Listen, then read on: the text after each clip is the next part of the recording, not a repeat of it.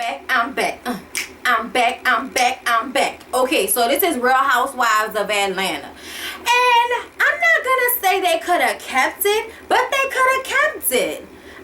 This is the thing I can't stand about Real Housewives. If you're not going to give me 45 episodes of fabulousness, then I'm gonna need for you to pull it down a little bit and edit out all of this miscellaneous fuck shit that I could care less about. Let's get into the notes.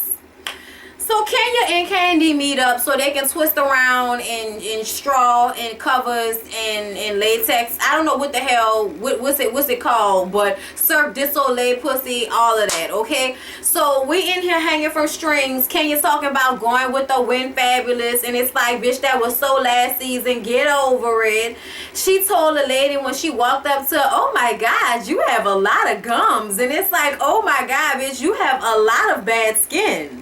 Like, how would you like it if somebody walked up to you and just automatically blurted out whatever they thought about you that was unattractive or imperfection?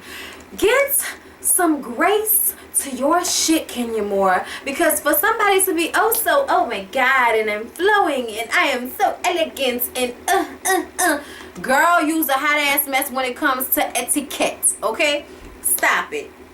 So Candy wants to keep talking about this Apollo situation. And Kenya is like, bitch, mind your business. Like, won't you worry about your man and whatever he's supposed to be doing with whoever he's supposed to be doing it with. And I kind of feel like, yes, I understand where she's coming from. I feel like Candy can just let the situation go.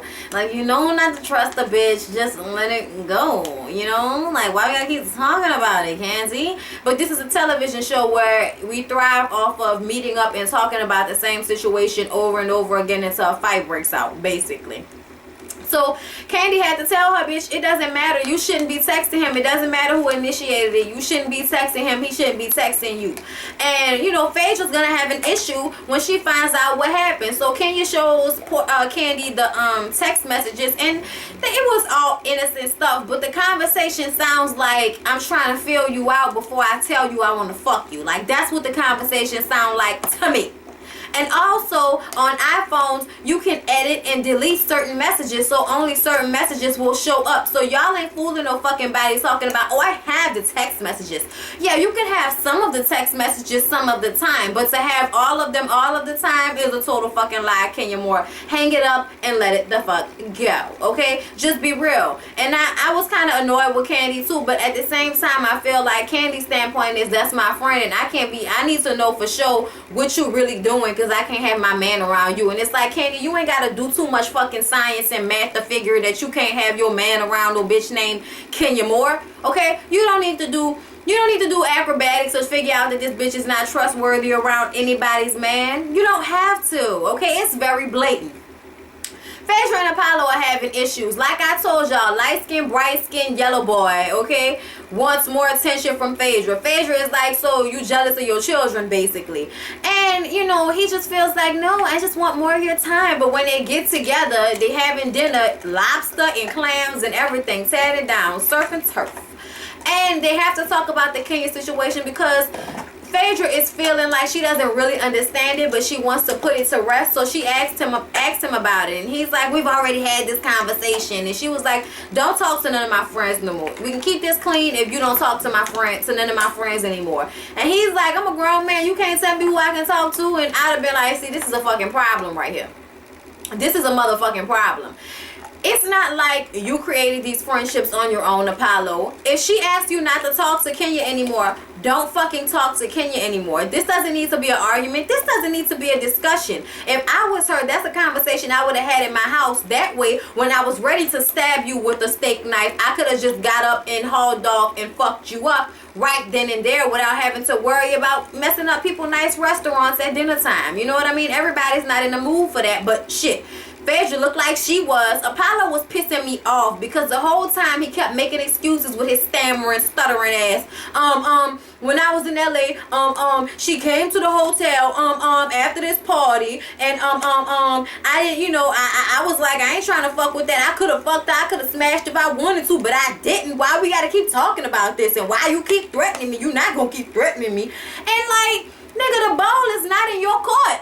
You're not making the bulk of the money. You probably did not pay for the bulk of the house. And you got the audacity to be texting Kenya Moore, talking about fellatio, talking about you could have fucked her if you wanted to. I wish a motherfucker would. I wish a motherfucker would. Are you serious, y'all? Come on now. Come on now. Y'all can say what y'all want to. Apollo ain't that damn cute to me. I ain't all of that fascinated with him. I really am not. Yes, nice looking man, whatever. But as far as I'm concerned, him and his Dwayne Wayne best friend looking ass, Ron stupid ass, you can go sit down somewhere because you look just like Ron. Put a pair of glasses on him. That is Ron from a different world than where you come from. Alright? Ain't nobody got time for that. Phaedra, you should have knocked his ass out, and now they're going to be beefing from now on because he is basically flipping the situation on her whenever she tries to talk about it. Child complaints, alright?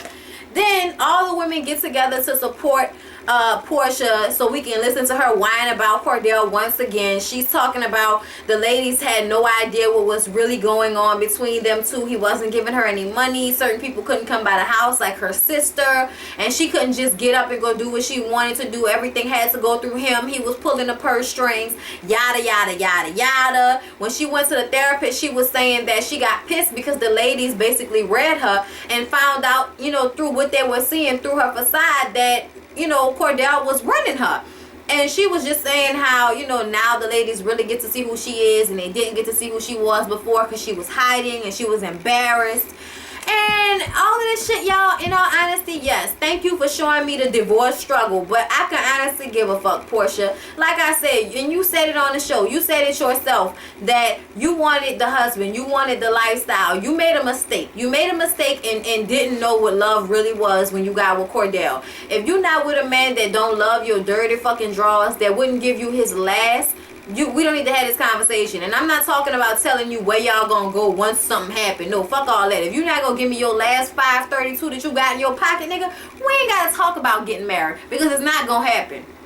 Okay, it's not gonna happen. Y'all didn't have the right tools, I feel like, and I said that they didn't love each other the way two people supposed to love each other when they get married, because if that was the case, it wouldn't be so easy for him to play her like he played her. And he played the piss out her. He totally played her like a side fry. I'm just saying, he really did. But at the same time, you left yourself open to get played.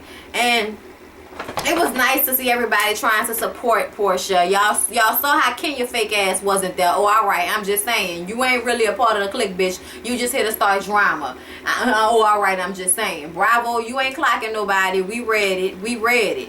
Anyway, so then we get to Nene taking Kenya to go and try to find a place. First, she shows up at her little hood ass 2.3 stars hotel that she's staying in with a white refrigerator, bitch, and a white stove that's not even a flat top. Girl, what?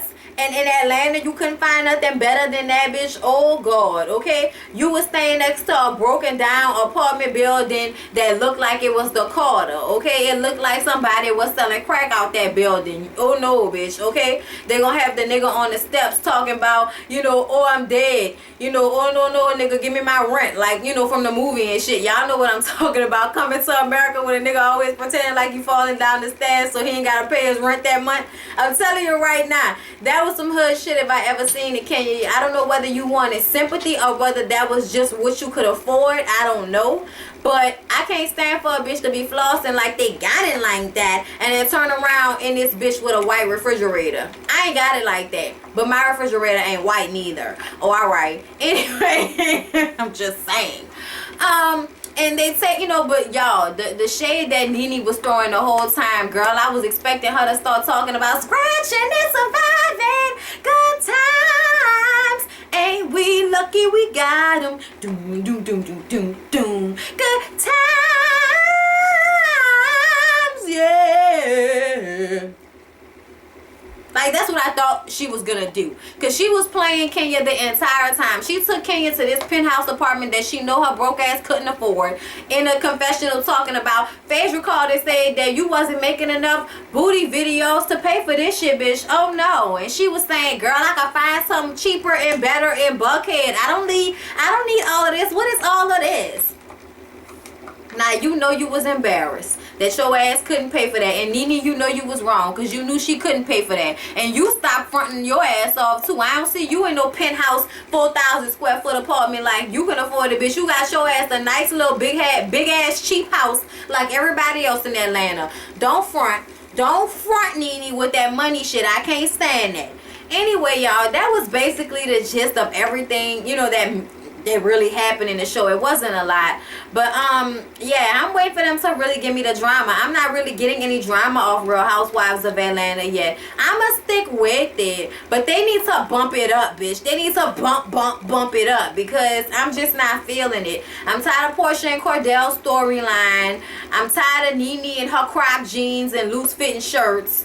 You know what I mean? I'm tired of Candy and that fire engine red hair. Now, I like the natural hair look, but that red is killing me so ever softly, okay?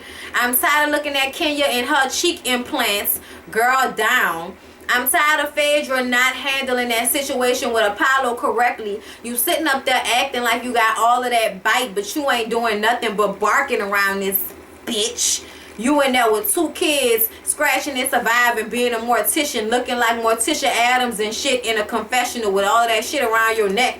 Like, come on now. You need to be in there clocking him. He ain't doing enough if you ask me. Anyway, y'all, that was my review. Please don't forget to like, comment, subscribe, and share. Y'all, shout out to High Maintenance on YouTube, and to Terran Guy. I went to a natural hair event, Love and Learn Your Hair, with Hairfinity as the sponsor. I had such a good time.